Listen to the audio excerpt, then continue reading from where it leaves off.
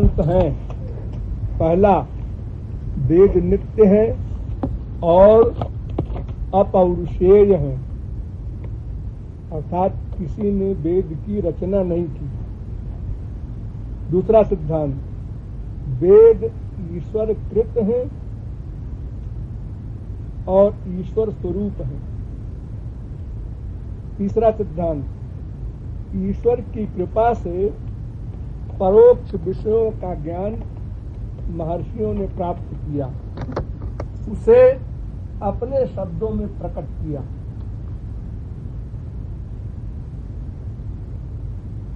अब पहला सिद्धांत उठाओ, जो कहते हैं वेद नित्य हैं और अपौरुषेय हैं।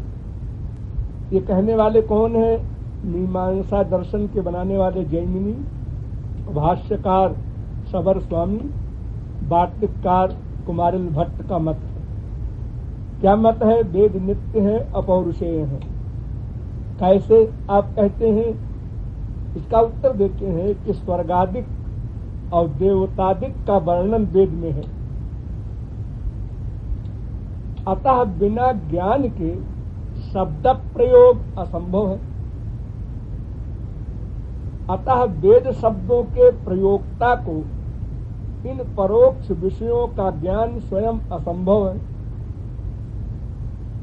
यदि कहो ऋषि मुनि योग तप आदि से ज्ञान प्राप्त किया होगा,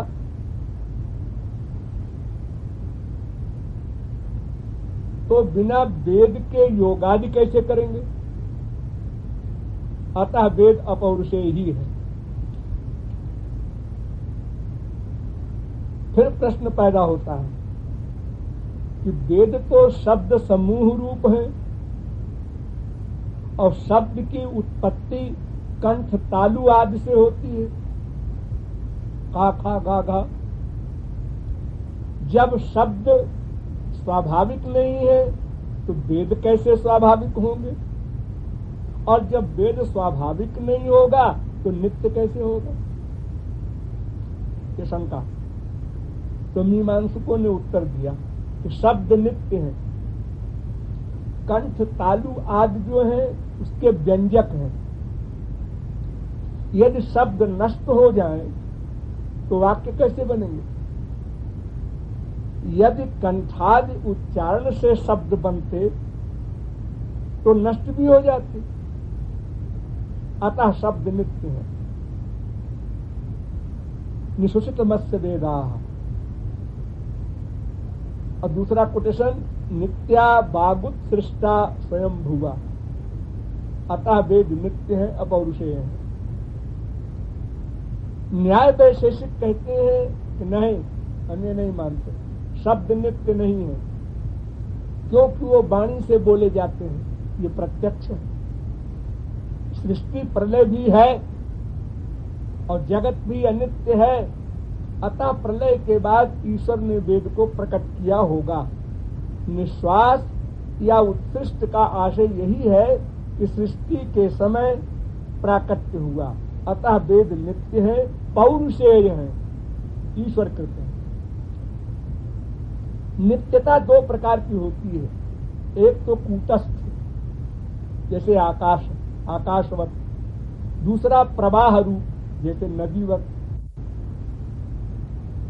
कोटेशन है, तस्मात् जज्ञात् सर्वहुतरिचः सामान्य जग्निरे छंदाग्वंश जग्निरे तस्मात् दुस्तस्मात् अजायत तस्मादस्वा अजायन्त ये केचो भयादतः तस्मादस्वा इत्यादि तमाम वेद मंत्र।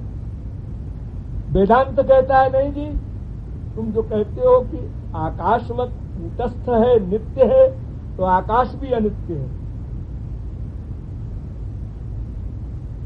ईश्वर ही नित्य है।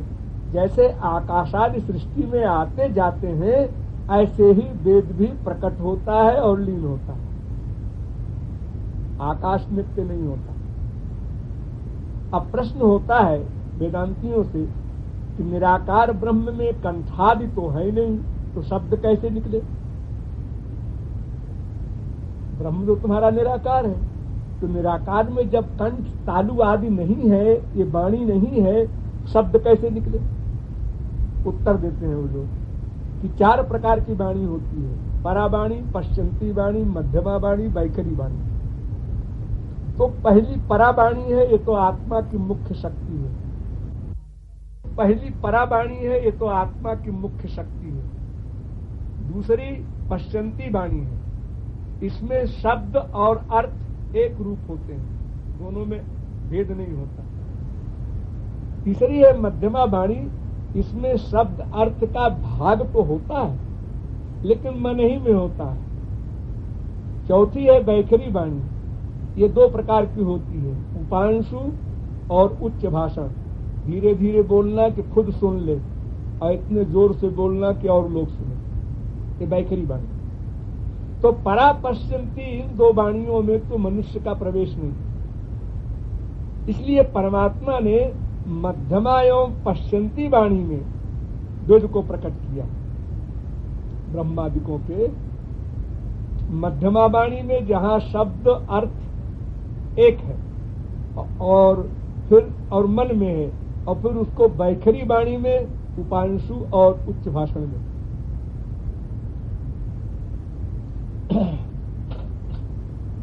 अतः ऋषि ही वैखरी के कर्ता है।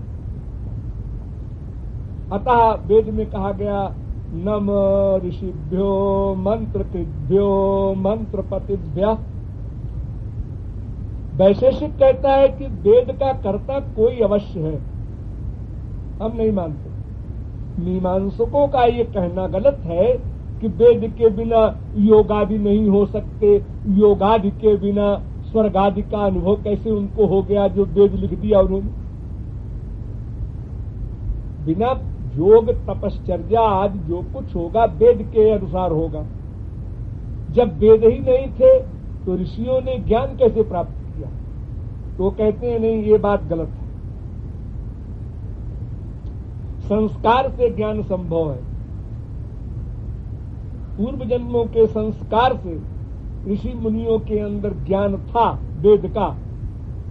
उस वेद के ज्ञान से उन्होंने योगादिक करके और सब अनुभव किया स्वर्गादिक का, परीक्ष लोकान कर्मचनान ब्राह्मणों, और करके फिर वेद लिखा। वेदांत ने ज्ञान को नित्य माना है। ये वेदांत की मेन पॉइंट की बात है। वेदांत कहता है ज्ञान नित्य है, इसलिए वेद नित्य है। सीधी सी बात, ज्ञान नित्य है इसलिए वेद नित्य है, इसलिए अपौरुषेय है।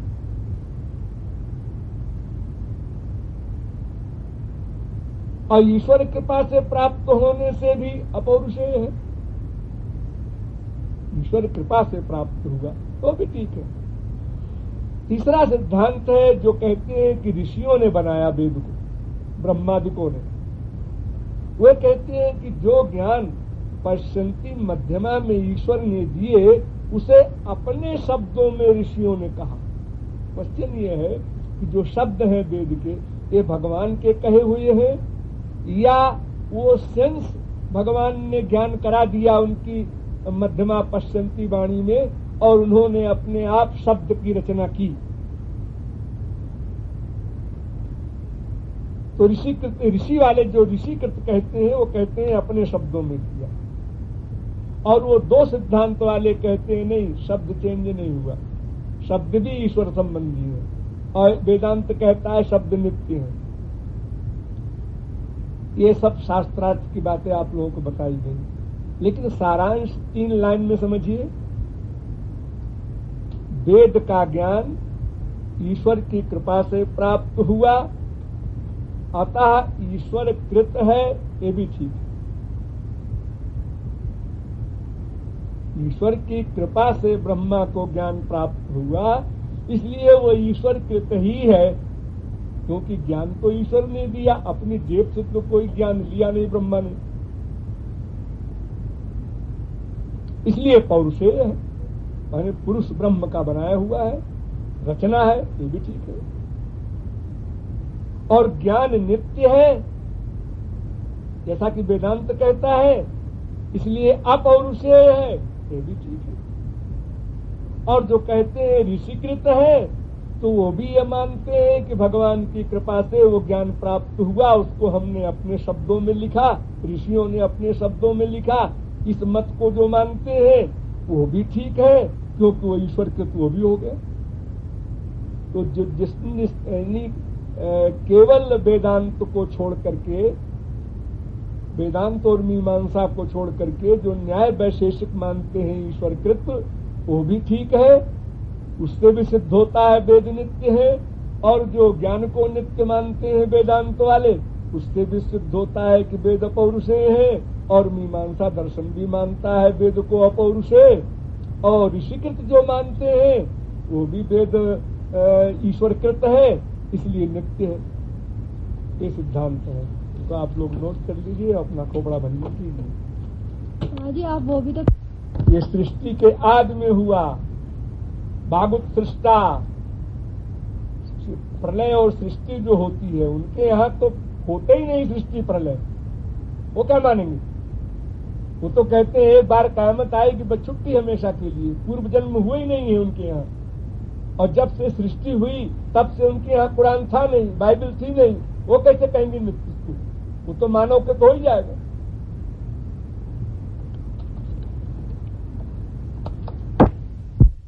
तो इस झगड़े में पड़ना नहीं चाहिए।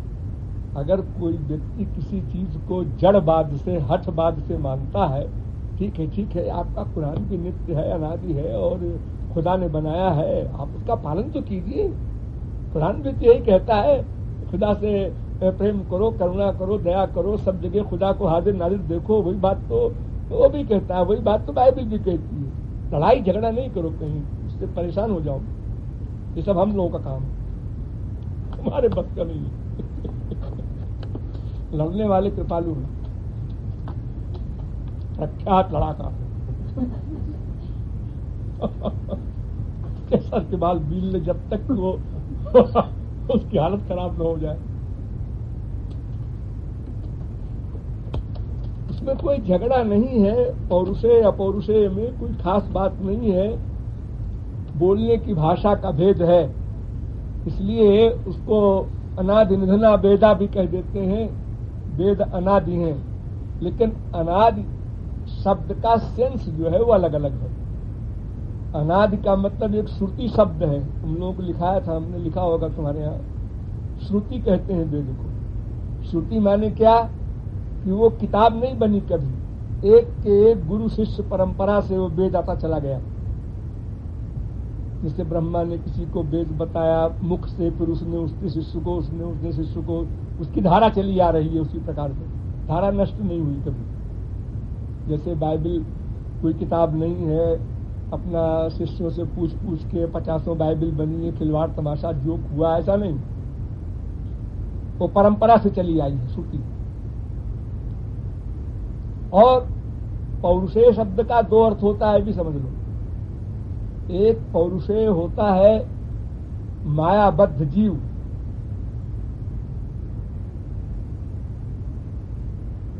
जिसके अंदर सर्वज्ञता, सर्वशक्तिमत्ता आदि भगवान के गुण न हो। और एक होता है ब्रह्म, उसको पुरुष कहते हैं वेदों में। पुरुष एवे दग्वम, सब जितने भी मंत्र आए हैं पुरुष शब्द से प्रयोग किया गया है भगवान का।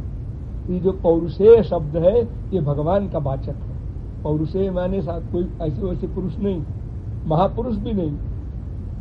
पुरुष माने ब्रह्म। जैसा कि तुम समझाती हो लोगों को कि एक पुरुष होता है, एक महापुरुष होता है, एक परम पुरुष होता है। ये पुरुष और महापुरुष इन दोनों का बनाया हुआ वेद नहीं है, ये परम पुरुष का बनाया हुआ है। लेकिन महापुरुष का बनाया हुआ है ये भी सिद्ध है, क्योंकि नम ऋषिभ्यो मंत्रिभ्यो,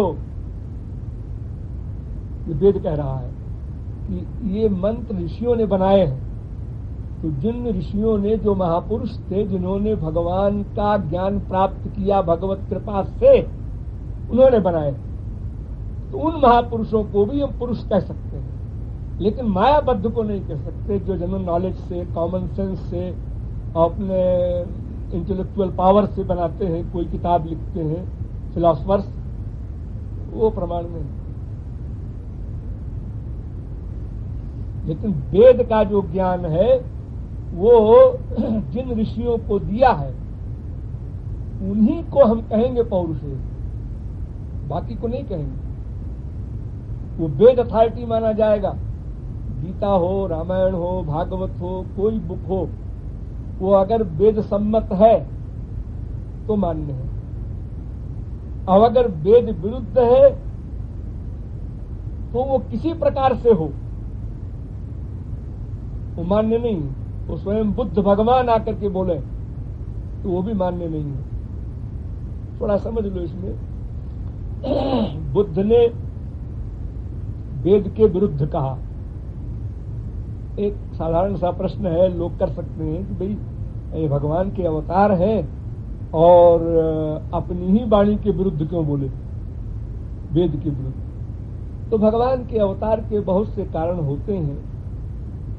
जिस समय बुद्धावतार हुआ था उस समय वेद का अनर्थ हो रहा था। क्या अनर्थ हो रहा था? जैसे यज्ञादिकों में पशु की हत्या बताई गई है वेद में, और फिर जीवित कर देते थे वो लोग। उन पशुओं को काट के चढ़ा दें, हवन कर दें और फिर जीवित कर दें।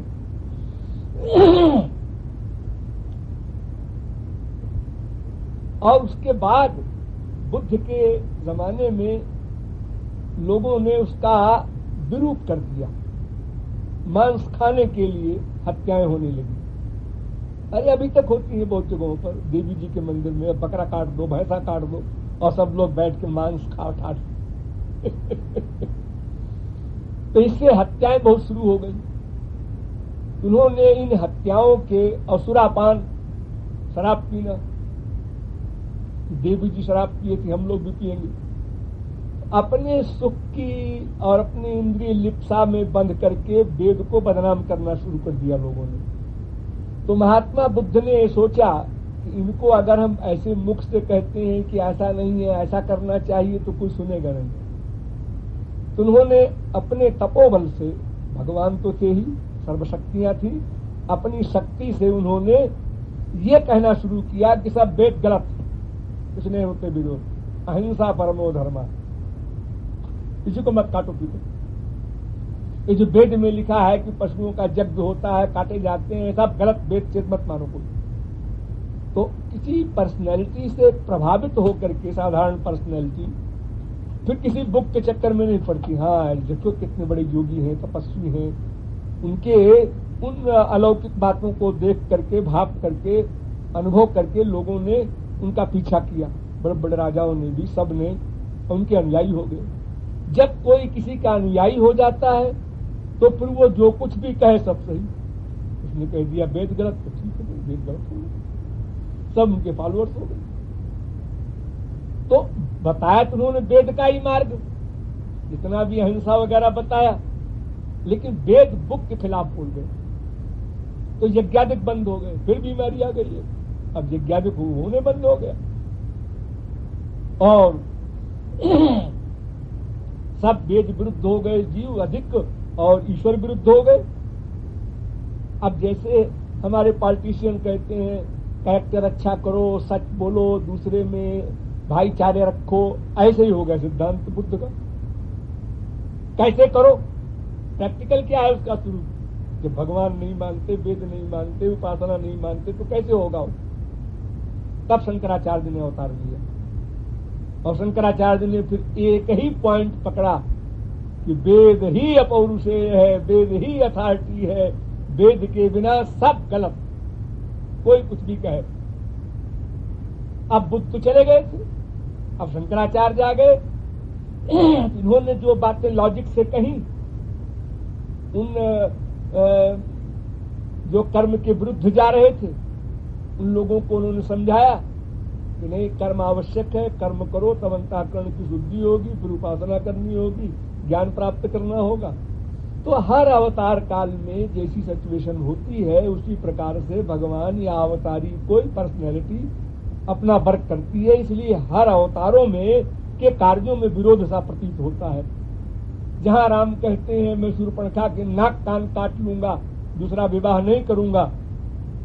वहीं पर श्री कृष्ण कहते हैं आओ शूर्पणखा, तुमको हम सुंदरी बना देते हैं कुब्जा के रूप में, और अनंत ऋषि मुनि योगी ज्ञानी सब लोग आओ, सबके हम प्रियतम बन जाएंगे। ठीक उल्टा कर दिया। तो जिस अवतार में जिस प्रकार के कार्य की आवश्यकता होती है उस अवतार में वो कार्य किया जाता है सिचुएशन के अनुसार। है सब ठीक अपनी अपनी जगह पर। तो भगवान के कहने से कुछ नहीं होता, किसी महापुरुष के कहने से कुछ नहीं होता, एक गधे के कहने से भी होता है, बशर्ते कि वो वेद के अनुकूल कहे। वेद के विरुद्ध महापुरुष भी कहे तो अमान्य है, भगवान भी कहे तो अमान्य है, यहां तक सिद्धांत। इसलिए हमारे सनातन धर्म में बुद्ध को नमस्कार होता है, पूजा होती है, लेकिन उनके सिद्धांत का बहिष्कार होता है, वो नहीं माना जाता।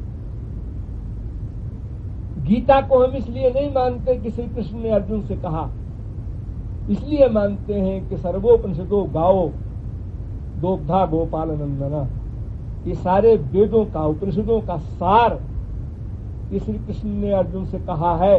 वो चैलेंज कर रहे हैं श्री कृष्ण की, मिला लेना बाद में पढ़ने वालों, मैं जो कुछ कह रहा हूं वेद सम्मत है कि नहीं।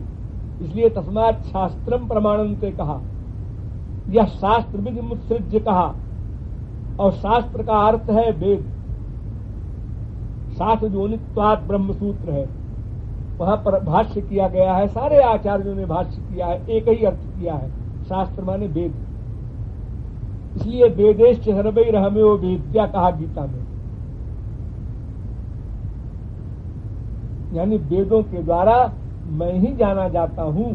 ब्रह्म को जानने के लिए वेद ही अंतिम अथॉरिटी है। वेद सम्मत शास्त्र है, मान्य है, वेद सम्मत पुराण है, मान्य है। जो जो किताब लिखेगा होशियार होके लिखेगा, कोई महापुरुष लिखेगा तो नाना पुराण निगमागम सम्मतम यत्र रामायण निगदितम क्वचिदन्यतोपि। अब वेद शास्त्र, अब वेद तो लिया शास्त्रों ने कहा हम वेद के अथॉरिटी पर चल रहे हैं। अब उसके बाद जो ग्रंथ बनेंगे वो कहेंगे हम वेद शास्त्र पुराण सबकी अथॉरिटी लेके चल रहे हैं। उनको कहना पड़ेगा और वैसे लिखना पड़ेगा, तब माना जाएगा। अरे वो कहे न कहे तो एक बात बता रहे हैं, लेकिन उसका सिद्धांत मिलाया जाएगा वेद से। अगर वेद से मिलता है तो रामायण मान्य है, वरना तुलसीकृत रामायण के अलावा 50 रामायण और भी लोग बना दे, बनाते हैं। अभी एक द्वारका प्रसाद मिश्रा थे, लीडर थे कांग्रेस के बहुत बड़े नेहरू के जमाने में, और चीफ मिनिस्टर रहे हैं मध्य प्रदेश के। उनके यहाँ हम ठहरे थे, उन्होंने एक किताब लिखी है कृष्णायन, जेल में तो रामायण की 63 चौपाइयां लिखी है। अब लिख के उन्होंने 1500 छपवा करके बंटवा दिया, सब लोगों ने घर में अपने रख दिया।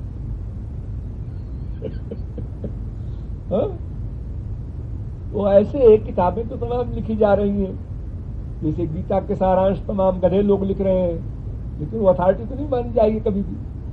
कि गांधी जी की गीता का भाष्य पढ़ो, कि विनोबा भावे को पढ़ो, ये तो कभी भी भविष्य में नहीं हो सकता कोई पढ़ेगा सिवा नास्तिकों। बाकी लोग तो शंकराचार्य, रामानुजाचार्य, वल्लभाचार्य का भाष्य पढ़ेंगे, क्योंकि वो अनुभवी लोग हैं, उनका अनुभव था। अब ये लोग गीता का कुछ अंश ले लेते हैं, जैसे गांधी जी ने लिया। अब उन्होंने गीता में पढ़ा चातुर्वर्णम मया सृष्टम गुणकर्म विभागशः, मैंने ब्राह्मण क्षत्रिय वैश्य शूद्र ब्रह्मचारी गृहस्थी बाणप्रस्थ संन्यास मैंने बनाया है। भगवान कह रहे हैं मया सृष्टम। गांधी जी कहते हैं नहीं, ये श्लोक को हम पढ़ते ही नहीं, इसलिए अर्जन हो गए।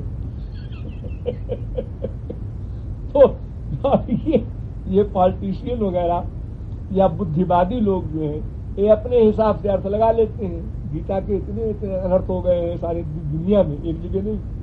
कोई अपना कोई अर्थ लगा रहा है, कोई अर्थ लगा रहा है, तो अपना 4 दिन का है नाटक, हो कौन सुनता है बाद में, कौन पढ़ता है?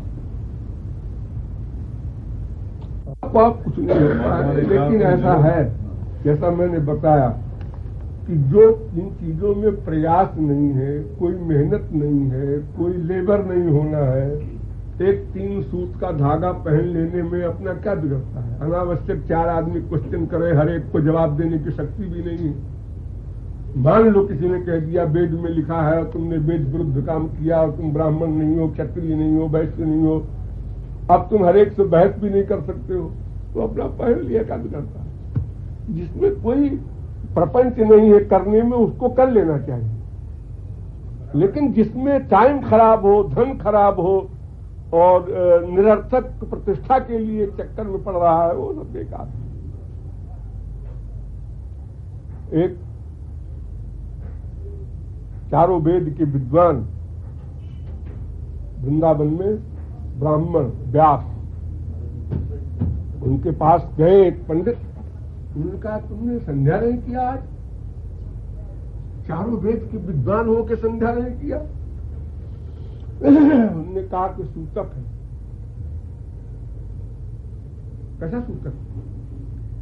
कौन मर गया? कोई मरता है तो सूतक होता है, कोई पैदा होता है तो सूतक होता है। तो कौन मरा, कौन पैदा हुआ? उन्होंने कहा मृता मोहमयी माता। मोहमयी माया जो है, मां भाई जो माया मां है वो मर गई, और जाता प्रेममयी सुता, और श्याम सुंदर के प्रेम की रूपी पुत्री पैदा हुई। तो एक मरी है, एक पैदा हुआ है, और दोनों निरंतर हैं। सूतक है हमारे साथ, संध्या कैसे करें?